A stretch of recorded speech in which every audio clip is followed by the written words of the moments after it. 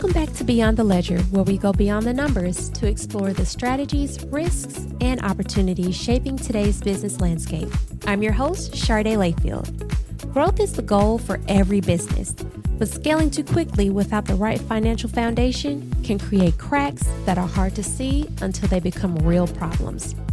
From reporting breakdowns and control gaps to increasing complexity across systems, teams, and markets, many companies find themselves reacting instead of preparing. For today's conversation, we're joined by Molly Cochran, Senior Manager in Bennett Thrasher's Financial Reporting and Assurance Practice, where she brings experience working with both middle market companies and large international organizations across industries like healthcare, manufacturing, and media, giving her a unique perspective on what's happening behind the scenes as companies grow. Together, we're unpacking what it really takes to scale without breaking your financials, from recognizing early warning signs to building reporting frameworks and controls that can grow with your business. Thank you, Molly, for being here today. I'm excited to dive into this conversation. Yes, thank you for having me. Of course. So you ready to get started? Yes. Okay. So as companies start to grow quickly, there's often a moment where things begin to feel stretched. At what point do growing companies typically realize their financial processes are no longer sustainable? And what are the early warning signs leaders tend to miss? Yeah, I think what you said is true, is that it happens over time. And they kind of get to a point where they have this aha moment where all the processes and all the things that they had been doing previously maybe aren't working as well as they should, and aren't working like they used to work. And so I think we see a lot, especially with our clients in the middle market that are experiencing a lot of growth, is that at the early stages, smaller companies can get by with having a lot of manual processes. So a lot of things are done on spreadsheets or done manually in Excel. The accounting departments are small, so they have just a handful of people who handle everything. And this works until the growth kind of outpaces what the framework was meant to be able to contain. And so when transaction volume increases significantly, or maybe the company introduces a new type of revenue stream, and there has to be a whole list of additional considerations and policies around that new revenue stream, or they hire a lot of people and headcount grows quickly. Or we see this a lot where companies get acquired by private equity, or they have new investors come in, and these investors demand a lot more insight into the financial reporting process. And so it's a very common issue that companies will face at some point. And I think the early warning signs of that are your old processes are not functioning efficiently. So, for example, your monthly close process, that is taking longer than the 3 to 5 days that it used to take before. Or after you think you've closed the books, you are having to go back and reopen a month or a period and book entries back into a period because things were missed. So I think all of those things are things to look out for as a company is experiencing significant growth. Sounds like definitely growing pains. So definitely have to adapt quickly. So a lot of companies rely on scrappy, informal processes earlier on, kind of like we insinuated, and they work until they don't. So when those processes start breaking down, what's usually the first thing that needs to be addressed? Is it people, processes, or do you think it's technology? I think all three are important. But if I had to rank them in order, I would say processes first, and then people, and then technology. If you think about it, you have to know what processes are needed in order to determine who you need to do them and what tools can assist in getting things done more efficiently. And so by processes, I mean the company should maybe consider creating a standardized monthly close checklist or a checklist for various key accounting areas. Make sure key accounting policies and processes are documented, that they're defined, and that once we document and define that, then we're delegating that out to the appropriate people. And I think also as you're looking at the process, make sure that there are appropriate levels of approvals on key processes. So reviews, approvals, reconciliations, that type of thing. I think if you jump ahead of that and you hire a lot of people, you wind up just having a lot of people that don't really know what to do or what the expectations are. And likewise, if you go and spend a lot of money on technology or AI without first honing in on what your processes are, you can wind up spending a lot of money or wasting a lot of money on tools that you don't really need. So I would say focus on the processes, hire the right people, and know exactly what you're hiring them to do, and then understand technology and use it to make those processes more efficient. Great. And especially if you hire a lot of people and don't know what processes you need to fix, that's kind of doing more harm than good, honestly. Exactly. So there's a lot of talk about scalable reporting, but that can mean different things depending on the stage of the business. So what does truly scalable financial reporting framework look like for a company transitioning into its next phase of growth? I think one of the most important things that management should focus on is you want your financial reporting to be consistent, you want it to be accurate, and you want it to be timely. So design your framework to be repeatable, meaning the books can be closed in a similar way each month, and this happens relatively quickly. People are familiar with that process, they know what to do, they know the deadlines, and they know the expectations. And I had mentioned before, a lot of our clients will use a checklist. So that details everybody's responsibilities. It's often tied to a calendar to keep everybody on the same page, everybody working at the same pace towards the same goal. A lot of easy tasks can just be completed quickly. And a lot of, like, for example, balance sheet reconciliations, they can be completed in the system. So that's one example of kind of using technology to your benefit. And you can test to see if your framework is working properly by, and I mentioned this before, but are you able to close the books generally in the same number of days following the end of a period, so month or year end? And once you close the books, how often are you having to go reopen a certain period to book an invoice that was missed that needs to be recorded as a payable, or an accrual, a bonus accrual that wasn't recorded? And so I think this is a very difficult thing for companies, and it's hard to transition into a new phase of growth when, you've been operating at this size in this bubble for a long time and it's been working. And I think it's hard also to make the growth successful if the financial reporting isn't scalable and hasn't been able to keep up, because it's hard to make decisions. It's hard to see how successful things are if your financial data is incorrect, if it's not consistent, it's all coming from different places at different times, and if it's not timely, if you're getting information months, weeks after a certain event, it's hard to make decisions for the future if you don't have timely reporting. So internal controls can sometimes feel like a slowdown, but they're critical as complexity increases. So how should companies approach building internal controls without disrupting their pace of growth? I would say focus on a risk-based approach. Okay.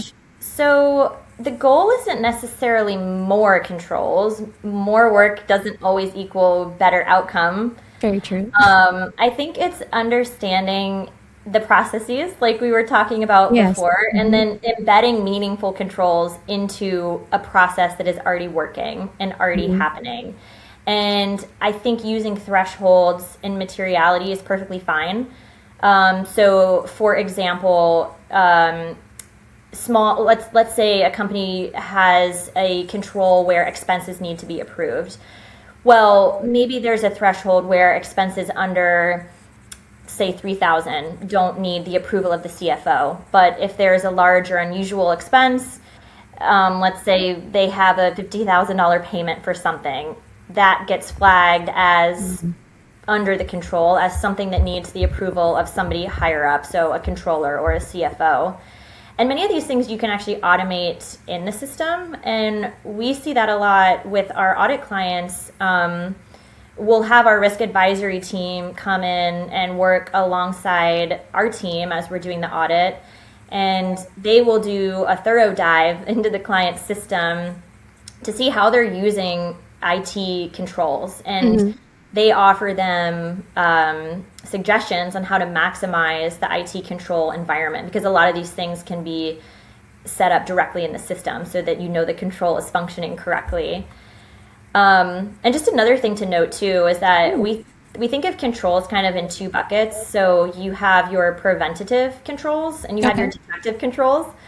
So to get a little bit technical, preventative controls do what they sound like they do. So they prevent they prevent errors on the front end, and your detective controls detect errors on the back end. And so I think when you're building a control environment, it's probably a lot easier to start with the detective controls. So finding errors, detecting those errors on the back end. Not everything has to be prevented on the front end if there are strong controls in place to find those errors on the back end.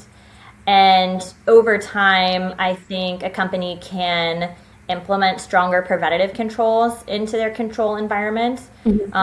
But that doesn't necessarily have to be the first thing that they're focusing on. And then the last thing I would say is to clearly define who the control owner is. So you want to document who prepares certain tasks, who's reviewing those things, and then who's ultimately approving those control items. And I think this keeps everybody accountable. Absolutely, it does. Processes. Yes. So there's always that tension between maintaining agility and adding structure. So how do you strike the difference between speed and financial accuracy as a company scales? Yeah, this is hard. As a company scales, I think it can be very overwhelming to keep up and to accommodate all of the change. And I mentioned materiality before. I think this is key, and it can be used to your benefit. So, minor variances, minor things, they may not be worth your time to investigate all of that, but have a threshold set above which things should be investigated and should be corrected if needed. And the last thing I would say is to think back to risk again. Maybe certain accounting areas are less risky, but there are things like revenue recognition or cash that are more important for obvious reasons. So I would say prioritize those areas first, and then you can focus on the less risky, less material items second. Okay. Address the highest risk levels first. Yes. From an audit and insurance perspective, you get a front row seat to see what works and what's not. So what are some of the most common control gaps you see in growing organizations? I think the most common one that we see is segregation of duties. Okay. So for example, the same person is doing everything along each stage of the process. So the same person can create a vendor in the system. That same person also has the ability to write checks or issue wires out of the bank account. And that same person is also responsible for approving or releasing those payments.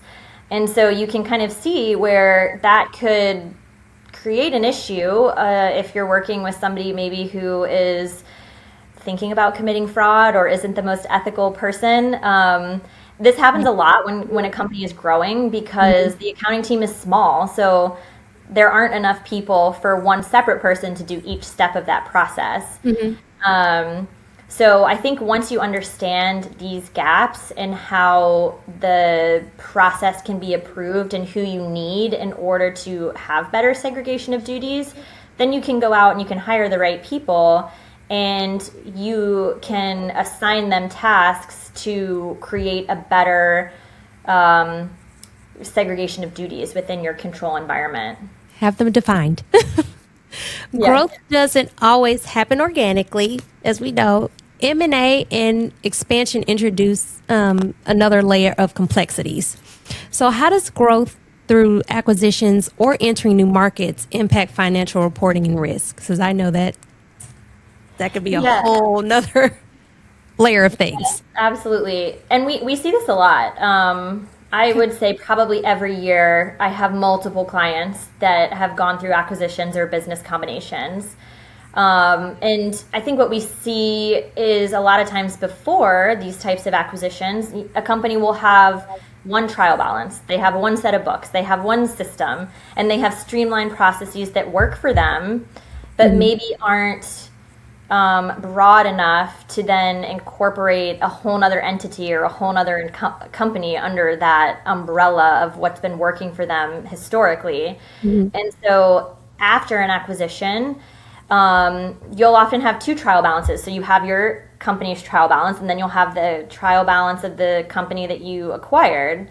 And the company that you acquired may have a completely different system, and they're trying to integrate. So the systems may not talk to each other very well. So there's a lot of disconnect and things being done manually to consolidate, to if there are eliminations that need to happen, these are being done topside manual entries. I think a lot of times you see that even the processes at one entity are not the same as the processes at the entity that is the acquiring entity. And so this can create obviously a lot more work and put a lot more stress onto a framework that had been working well in the past. And growth is really important to businesses. Businesses want to grow. They need to grow. And so I think sometimes there's this mindset that growth can happen now. Like, we need to grow, we need to do this. And then finance and accounting, like, we'll just catch that up later. You know, they'll figure it out.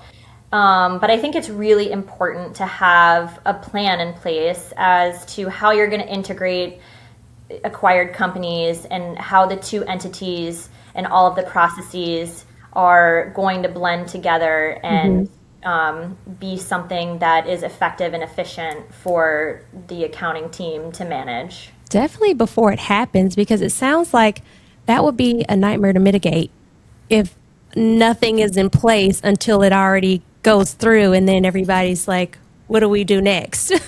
Especially if there's two different processes coming together. So exactly, that sounds tough. So strong financial infrastructure doesn't happen in a vacuum. It's driven from the top. So what role do leadership teams, CFOs, controllers, founders, etc., play in setting the tone for financial discipline during growth?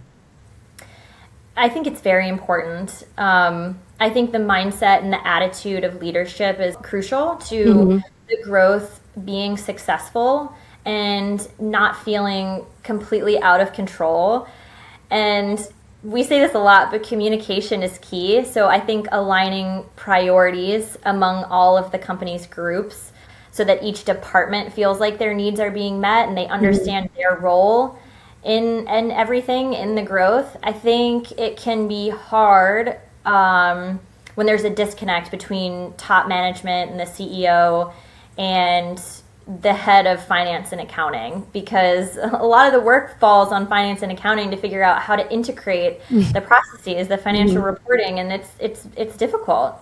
And so you want that person, the VP of accounting or the head of finance and accounting, you want them to feel like they have a seat at the table so that they understand what the change, what the growth is going to mean for their department and the responsibilities of everybody that they manage. And then they're able to communicate that to the people that work for them. And so the department feels like they're part of the decision making and that expectations are clearly laid out before the growth happens and before it seems out of control. And then everybody can feel invested in one common goal too. So when everybody's on board, there's so much more opportunity that comes from it. Right. So for companies listening that are in a high growth phase right now, this is very real for them. So if you have to give one piece of advice to a company scaling quickly, what's the most important step they should take to protect the integrity of their financials? I think establishing a clear financial reporting framework now is key. And that framework has to be solid, but allow for room to adapt and grow. And so, for example, make sure what you're reporting, make sure it's efficient, make sure it's accurate and ties back to the same subledgers or underlying data and support. This will improve your accuracy and timeliness of financial information. Focus on establishing clear audit trails. So where data is coming from, things are kept in an organized manner, and assign ownerships of tasks to people so that they know what their responsibilities are now and then also in the future as the company grows. And then I think my last piece of advice, after we talked about all of the practical and technical things, is just to have a positive attitude. Please. Growth is exciting. And be excited for the growth and the opportunity that brings, and allow that excitement to be contagious, especially if you are part of leadership or you are the head of a department. I think your attitude and your energy can be contagious, and that's important that your people feel excited about the role that they play and the growth of the company. And I think keeping the culture fun and exciting goes a long way.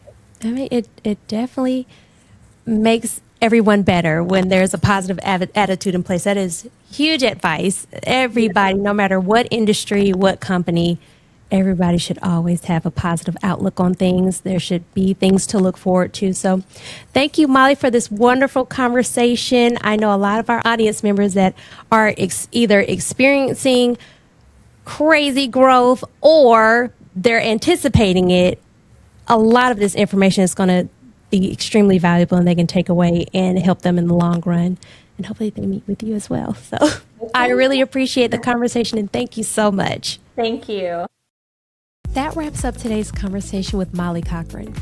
As your business grows, having the right financial reporting structure and controls in place isn't just helpful, it's critical to scaling with confidence and avoiding costly setbacks. Thanks for tuning in to Beyond the Ledger. For more insights and expert perspectives, visit btcpa.net and explore our latest resources. And don't forget to like, follow, and subscribe. Until next time, I'm Shardae Layfield, and we'll see you for the next conversation.